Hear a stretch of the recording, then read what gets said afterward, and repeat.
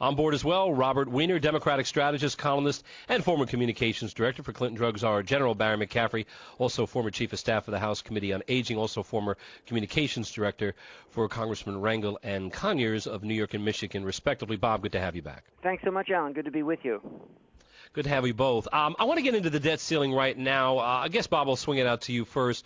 You have a number of Democrats becoming far more vituperative in their rhetoric, very, very angry at the prospect of the Republican-led House possibly using the debt ceiling as leverage to bring about a declination of spending, to pressure the Democrats to definitely bring about more spending cuts.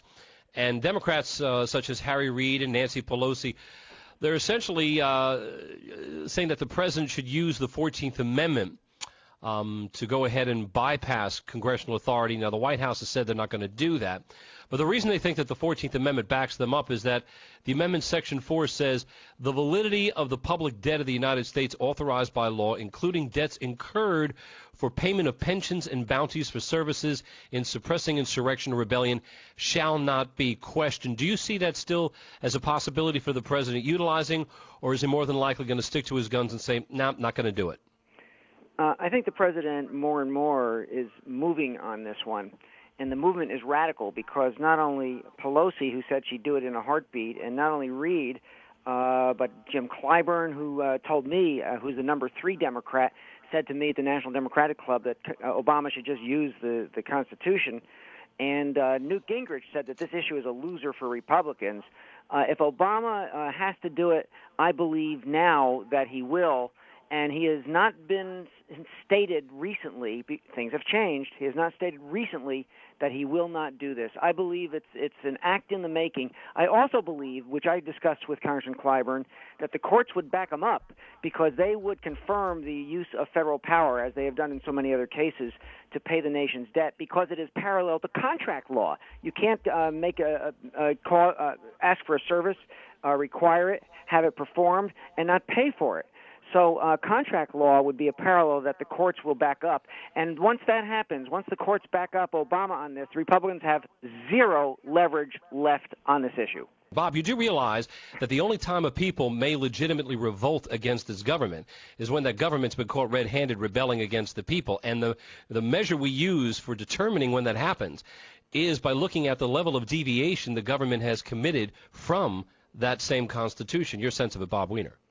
Well, guys, before we start crossing the Rubicon and talking about the fall of the Roman Empire, and then in a lesser date exaggeration, we talk about ignoring the Constitution, what this would amount to, and the court would determine it, is paying attention to what the Constitution mandates, which is that Obama would be derelict in his duty, not to, well, thank you very much, not to pay the bills that were the contract obligations of the United States. If he decides to usurp the very power which at the time, when it was given him to vote on, was one he said should not be granted. Your take on it? Well, first of all, there's a difference between playing verbal games, which Congress does, and governing.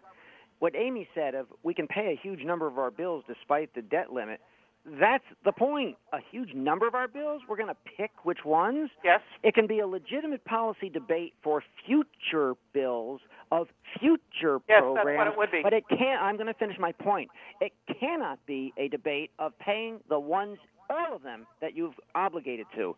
The Federal Reserve does, and is almost unencumbered in its ability to print money, which it did, for example, in the crash a few years ago. It just printed another virtually $1 trillion. It added money It printed money. We have an unlimited amount of money, and it might cause a little inflation if we do that, but we must pay our bills, and that's what contract law is, which the courts will uphold.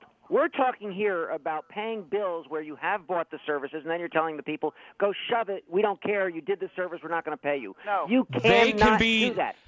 That's the epitomizing of apple-orange comparison. No, you're responding to a question. No, you're responding to a question never posed, opposing an argument never asserted. Yes, we can cover that. Proactively fund things and defund things, and the administration also can defund things, but not if you've already bought the service and it's been performed. You cannot. The debt ceiling applies to both. Your argument is that we can't cover those we can't cover those unless we raise the debt ceiling, when in fact we can if we remove from the equation debts not yet incurred that are just attached to existing wasteful legislation, which can be rendered null and void. A healthy policy debate, but not services you've already incurred. You got to pay your bills.